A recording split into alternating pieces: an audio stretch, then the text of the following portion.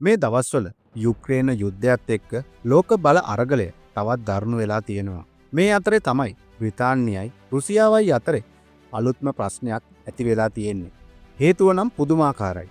රුසියානු ඔත්තු බැලීමේ නැවක් විසින් බ්‍රිතාන්‍ය ගුවන් නියමුවන් ඉලක්ක කරලා ලේස ප්‍රහාරයක් එල්ල කිරීම තමයි මේ සිදුවීම. මේක පොඩි සිදුවීමක්ද නැත්නම් ලොකු යුද්ධයක පටන් ගැන්මක්ද? අද වීඩියෝව තුළින් අපි මේ ගැන කතා කරමු.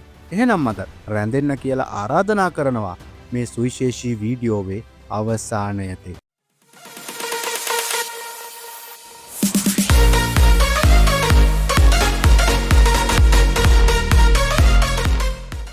එහෙනම් අපි බලමු ඇත්තටම මොකද්ද මේ ප්‍රශ්නේ කියලා. මේ සිද්ධිය උනේ ස්කොට්ලන්තයේ වෙර්ලට එහයින් තියෙන ජාත්‍යන්තර මුහුදේ. මේ වෙලාවේ රුසියාවේ ඔත්තු බලන නැවක් වන යන්තර නෞකාව නිරීක්ෂණය කරමින් හිටියා. බ්‍රිතාන්‍ය රාජකීය ගුවන් හමුදාවේ P8 පොසිඩෝන් කියන ගුවන් යානයක්. මේ අවස්ථාවේදී තමයි යන්තර නැවෙන් ගුවන් නියමුවන්ගේ ඇස් ඉලක්ක කරලා ලේස ප්‍රහාරයක් එල්ල වෙලා තියෙන්නේ. බ්‍රිතාන්‍ය මේක හඳුන්වන්නේ ඉතා දරුණු අනතුරුදායක වැඩක් විදිහට. මුලින්ම යන්තර නෞකාව කියන්නේ මොකක්ද කියලා දැනගන්න එක ගොඩක් වැදගත්. මේක සාමාන්‍ය නැවක් නෙවෙයි. මේක රුසියාවේ හමුදාමය රහස් වැඩ කරන ගැඹුරු මුහුදේ පර්යේෂණ අධ්‍යක්ෂක මණ්ඩලය යටතේ වැඩ කරන ප්‍රධාන ඔත්තු බලන යාත්‍රාවක්. මේකේ ප්‍රධානම වැඩේ තමයි මුහුදු යට තියෙන sannivedana කේබල් සහ වෙනත් යටිතල පහසුකම් සොයාගෙන සිතියම් ගත කිරීම. බටහිර රටවල් කියන්නේ යුද්ධයක් ආවොත් මේ කේබල් කපන්න අවශ්‍ය විස්තර හොයන එක තමයි රුසියාවේ අරමුණ වෙලා තියෙන්නේ කියලා. ලේස ප්‍රහාරයත් මේ රහස් ඔත්තු බැලීමේ ක්‍රියාවලියේ කොටසක් වෙන්න පුළුවන්. දැන් අපි බලමු ලන්ඩනය මේ සිදුවීමට කටයුතු කළේ කොහොමද කියලා. බ්‍රිතාන්‍ය ආරක්ෂක අමාත්‍ය ජෝන් හේලි රුසියාවට හොඳටම අනතුරු ඇඟෙව්වා. ඔහු පැහැදිලිවම කිව්වා යන්තර නෞකාව ඒකේ ගමන් මඟ වෙනස් කළොත් ඒකට අවශ්‍ය හමුදාමය විකල්ප සූදානම් කරලා තියෙනවා කියලා.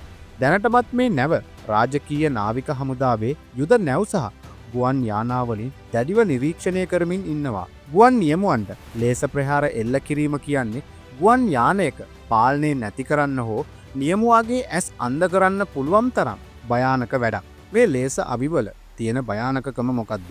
ලේස වලින් ප්‍රහාර එල්ල කරන එක අලුත් දෙයක් නෙවෙයි. රුසියාව මේ වගේ උපක්‍රම කලින් ඉඳන්ම පාවිච්චි කළා කියලා නේටෝ රටවල් චෝදනා කරනවා.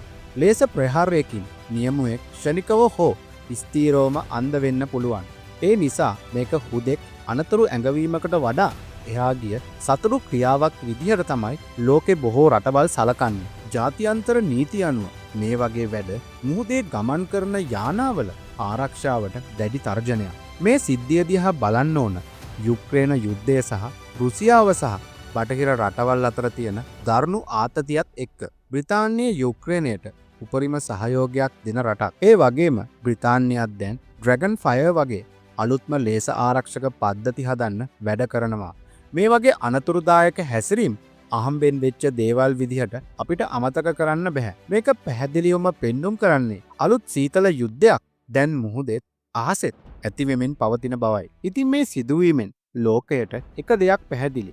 ඒ තමයි අද වෙනකොට මුහුද යට කේබල් සහ ගුවන් සීමාව කියන්නේ බලවතුන් අතර තියෙන සටනේ අලුත්ම තැන් බවයි. රුසියාවයි බ්‍රිතාන්‍යයයි මේකට මුහුණ දෙන විදිහ අනුව තමයි මේ කලාපයේ ආතතිය වැඩි වෙයිද අඩු වෙයිද කියලා කියන්න පුළුවන්.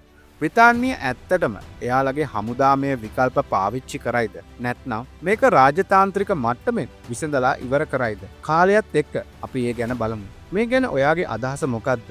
ඔයාගේ අදහස පහලින් කමෙන්ට් කරන්න. මේ වීඩියෝ එක හොඳයි නම් ලයික් කරලා සබ්ස්ක්‍රයිබ් කරන්න.